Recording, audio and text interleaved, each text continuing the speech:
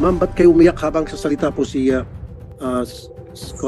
Consul General? Natutuwa ba kayo sa sinasabi niya o nainis kayo? Your chair, isa po sa mga sinampahan niya ng kaso. Biktima rin po ako ng alpha. Former OFW po ako from Taiwan. Nangarap lang naman po ako para sa pamilya ko. Para mahal. Okay. Meron ho ba kayong sama ng loob dito kay Consul General? Wala po. Sinampahan niya po kami ng kaso. Sino pa nagsampa ng kaso sa inyo? Si Consul? Oh, Consul, teka muna, biktima na nga, tapos sasampaw pa ng kaso. Damn! What's wrong with you, sir? Pilipino to, Pilipino ka, di ba, sir?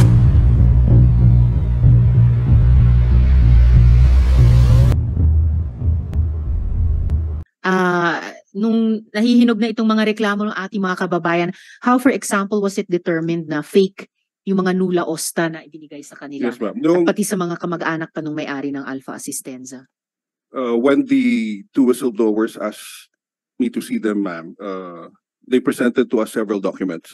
So, Teka muna, Senator Riza, hindi Yes, ko Mr. matiis Chair. na hindi ko po nahinto, meron tayong naiyak na resource person dito.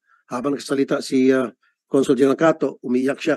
Ma'am, ba't kayo umiyak habang sasalita po si Consul General? Natutuwa ba kayo sa sinasabi niya o nainis kayo? Your chair, isa po sa mga sinampahan niya ng kaso.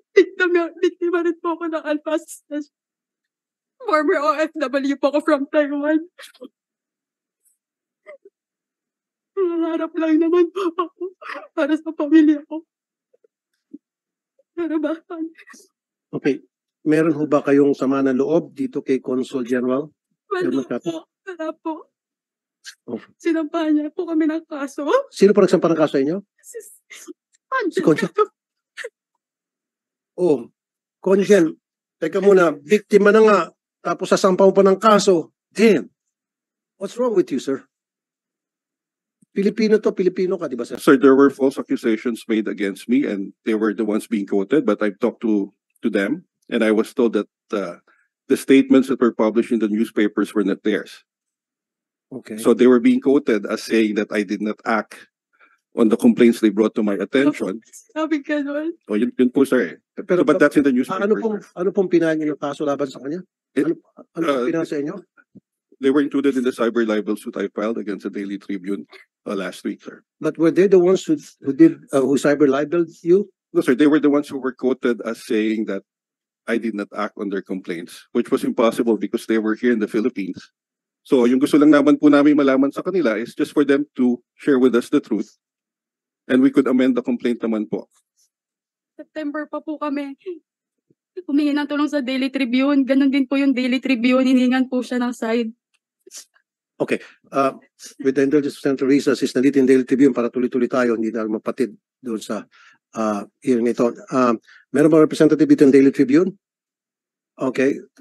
Ma'am, Maria Bettina Yes, Your Hernandez. Honor. Good afternoon, Mr. Chair, Vice Chair, and the other senators. Would you mind to allow me to read our opening statement? Just to put things in its proper context. I'm sorry, I'm sick, so I have to come here. So we'd like to thank Senator RAFFY Tulfo, Chairman of this committee, as well as the Vice Chair, Senator Risa, Senator Go, Senator JV, and other members of this committee for the invitation. When we started broadcasting about the subject of today's inquiry, we are only motivated by the highest purpose of the journalistic profession to which we belong. Kasama ka doon dati, Conjen Cato. And that is to quote film director Joshua Oppenheimer, to uncover vital new information in the public interest and to put that information in a context so that we can use it to improve the human condition. When we first interviewed Conjen Cato in Daily Tribune's online show, Usapang OFW, last September 7, nasa YouTube po yan, mainly regarding an earthquake that occurred in Italy around that time, simply to inform the public about the condition of our OFWs there. Little did we know that certain complaints from our workers, which were mentioned merely as an incident, would open a can of worms. Thereafter, or on September 21, 2023, we then interviewed a number of OFWs in relation to the alleged illegal recruitment activities of a company called Alpha Asistencia SRL, or Alpha for short, for what the OFWs claimed were non-existent jobs in Italy. Since we had interviewed Congen Cato previously, we tried to reach out to him, sir, right after the show, to endorse the complaints to him, but to no avail.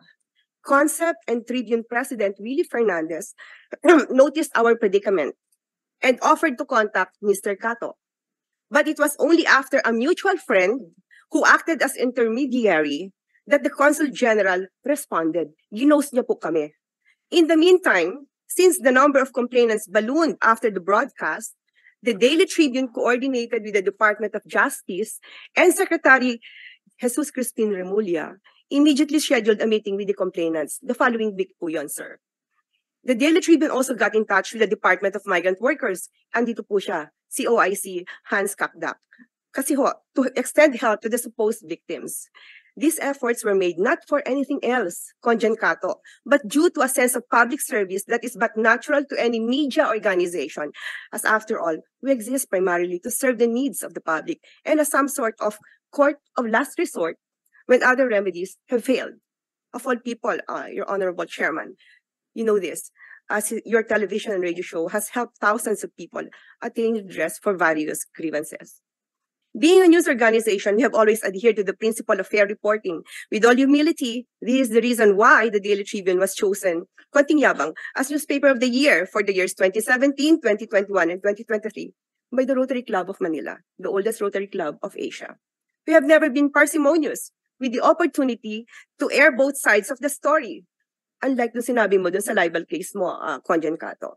As in fact, not only did we wholeheartedly entertain a certain Jeffrey Villalon, he's not here, who held himself out as a marketing director of Alpha Asistencia in order to get his side of the story. Nagpunta po siya sa amin, hindi ho namin siya hinanap. In response to messages from Congen Cato, lagi ho siya nagtitext sa amin. We advised him, being a friend, to issue an official statement, as he refused to be interviewed in order to clear the air, so to speak. All of these things can be proven and are documented. As a matter of course, however, the Daily Tribune must exhibit fealty to its duty to disseminate news and information without fear, without favor, as our masthead defines. Thus, the news stories that referred Congen Cato as supposedly having close ties with Alpha and purportedly sitting on the complaints. In the meantime, Pero po, ma'am, may I interrupt? So, meron ka ebidensya na meron siyang close ties sa Alpha? Do you have yes sir, proof? yung pong mga complainants. At saka po yung si Jeffrey Villalon ang nag-disclose ng relationship in relation to the video na una yung pinakita dyan. Siya ho ang nagbigay So, sa yung amin video yan. showing na kasama po siya doon sa affairs na sponsored ng Alpha. Sir, yun po mga postings ng mga tao at saka yung mga complainants na lumabas at nagpa-interview na rin. Okay. Gusto ko lang ma-add, Mr. Cato, yeah, yung sinasabi niya na fair po yung Tribune. And I attest to that kasi recently, nasulat po ako sa Tribune, and then when I send them a letter, I reach out to them, sinulat naman yung side ko. So, dapat, nung nag-reach out sila sa inyo, pinakinggan nyo, nakipag-usap kayo, patas naman tong Tribune eh. Diba? Yun yung pagkakamali nyo. Tinabla nyo sila. And ngayon, pumunta sila sa ibang agency at tinulungan sila, lumaking issue. Kasi kung from the first moment, ganun kami sa media eh. The first moment na nag-reach out ang media sa inyo para kunin ang inyong side, sumagot kayo, huwag kayo matakot, bagkus matuwa kayo kasi kinukuha ang side nyo. May mga ibang media entities na, hindi ko alam, hindi ko magbabangkit, siguro yung mga hindi kilala. Titirahin ka ng titirahin, hindi kukunin yung side mo. Pasalamat ka, pag kinukuha yung side mo, dapat matuwa ka, magbunyi kayo. Kayong lahat nasa gobyerno, kapag tinawagan kayo ng media para kunan kayo ng reaksyon, kunin yung side ninyo, matuwa kayo. Ibig sabihin, fair yung media entity na yan. Yun lang po. Go ahead po, continue, Ma'am Fernandez. To continue, your chair. In the meantime, some 70 or so complainants have formally submitted affidavits to the DOJ in relation to the same matter. So, for resolution na po yung kaso. This only goes to show that the subject of the news stories are legitimate matters of public concern. Thereafter, to use a cliche, the rest is history. Nandito po kami ngayon at kami po ay may libel case. The story blew up in all media platforms to such an extent and intensity that it has warranted an inquiry from the Senate. Ayan. in the midst of all the hullabaloo, the role of the Ma'am, Daily gaano pa Tribune- kahaba po yan? Sir, 1 minute na lang, sir. Okay. The role of the Daily Tribune has been, as it always is, to deliver to the public information on matters of public concern without any bias or slant. Just the facts. These not only are avowed mission, but our sacred duty as members of media, the so-called fourth estate. Thank you once again, Colonel Reddy, for your questions. Now, kunin ko naman yung side ng DMW through USEC Hans Leo Kakdak, OIC. So, ano po yung takeaway nyo rito? Position paper nyo rito? Position nyo? Yes, Hans Kakdak. thank you, Chair, Senator Raffy, Senator Risa Ontiveros, Senator JV, and Senator Bongo, and colleagues in government. Of course, Undersecretary Bernard Olalia, who handles anti-illegal recruitment and anti-human trafficking, will also provide the details. But let me just say that Ms. Fernandez's mention of the DMW, I can confirm that I got a message from her around September 22nd last year, and she mentioned the scam report there. She gave me the impression that they were working on the story. So immediately I contacted USEC Bernard, and as I understand it, from there was a meeting with a case conference between Ms. Fernandez and the complainants on September 25th. So 3 days later.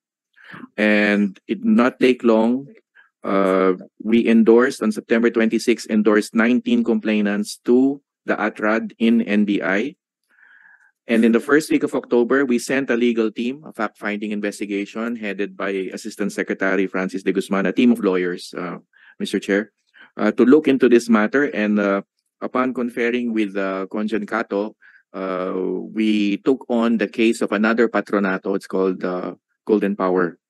And the CG took on the case of Alpha Asistenza, as mentioned by USEC Ed. My last point is that since then, there have been 105 criminal cases between the DMW and the NBI filed against 9 respondents in this case, and that we had also been responsible for the takedown of a certain Facebook account related to this matter. Incidentally, we were responsible also for the takedown of around 7,000 online illegal recruitment sites on Facebook in the course of 2023. And further details, Mr. Chair, if you will allow, USEC Bernard Olalia can provide. Yeah, maiksi lang ho ba yan? Good afternoon, Your Honors. Alpha Asistencia is an immigration entity based in Italy. It is not a licensed recruitment agency. It was never given any license by the DMW. And it was found out by the DMW investigating team that it has conducted recruitment activities in the Philippines. And therefore, it is guilty of conducting illegal recruitment. So based on this, DMW conducted fact-finding missions based to Italy. We also did some remedial and preventive And then what did you actions. find? Olalia, doon sa investigation nyo about Apo. Alpha sa Apo. Italy? Ah, Meron ba involvement dito yung Congen? Kasi yung pong accusation ng OFW hanggang sa nadimanda sila at pati yung sa papers ng Tribune, nung sinusulat to at kasong to. So sa tingin niyo po, sa inyong assessment, meron bang involvement or can Congen could have shed light dito sa kaso pero hindi niya ginawa? we What's have your coordinated, assessment? Your Honors, we have coordinated with the Office of the Have they been Philippine helpful? Yes, yes, Your Honor. And based on the investigation, Are they doing enough to uh, help the situation of the OFW? well, we defer to the actions conducted by the DFA and the PE, and our actions from the DMW is Hindi. separate. Okay, mamaya na po yung DFA, mamaya na po yung NBI. Kayo po ang kakampi ng mga OFW. Opo. Bilang kakampi ng mga OFW, ano pong assessment nyo? Ano po sa tingin nyo? Ginagawa ba yung Congen, yung mga otoridad natin doon sa Milan, Italy, yung kanilang mga trabaho? They have filed actions and they have filed Hindi, criminal before cases filing against- actions, meron ba silang pagkukulang before actions been made? Well, lumapit po sa amin yung mga OFWs, Your Honors. So, base po doon sa ginawang assessment, paglapit ng mga OFWs, meron hubang pagkukulang ang embahada natin? Well, Meron bang pagkukulang si Congen? Come on, be straight. we defer to Forward. the judgment of this investigation with respect to that angle, Your Honors. I know. In deference to an equal department, we refuse to comment on the actions Okay, of the DFA. sige, I can't blame you on that. Okay. Mr. Your Honors, can I make a brief summary? Sige Yeah. po, konting minuto Okay. lang tayo. Number one po, we coordinated with the DOJ. We DOJ. requested the DOJ to form a special team to prosecute the filing, investigation, and preliminary investigation of the case. We also coordinated with the NBI, as mentioned by our OIC Secretary. We have filed and assisted 278 victims. We also did a profiling of the victims. Karamihan po sa victims dito, Your Honors, are from Region 4B. And why is that? 52%. Why is that? Andun po yung karamihan ng kanilang kamag-anak. Oh, Opo. okay. And then we were also able to determine the extent of the network of Alpha's Asistencia. We identified the participants in the Philippines. We filed cases against all those who made activities in relation to the offering and recruitment of activities, Your Honor. Sige, Senator Risa, before we go to the NBI. Yes, Mr. Chair, salamat po. So I was going to follow this up with Yusek Kakdak, pero baka pati si Yusek Olalia could comment on it. Yung sinimulan ko pong pagtatanong tungkol sa Nula Osta, paano nangyari na inisyuhan yung mga victim survivors ng peke palang Nula Osta? Paano po na-confirm ng local processing agency na peke yung mga yon? At sino po yung responsable sa pag-issue ng mga peking Nula Osta? Yung pong, Your Honor, yung pong pekeng Nula Ostra is supposed to be submitted and verified by an office here, yung Visa Center.